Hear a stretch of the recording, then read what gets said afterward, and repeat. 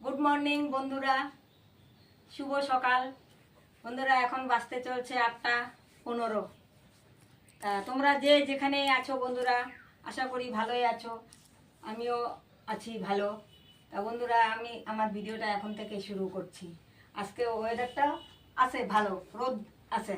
তা ভাবছি যে একটু তোষকগুলি রোদে দিব।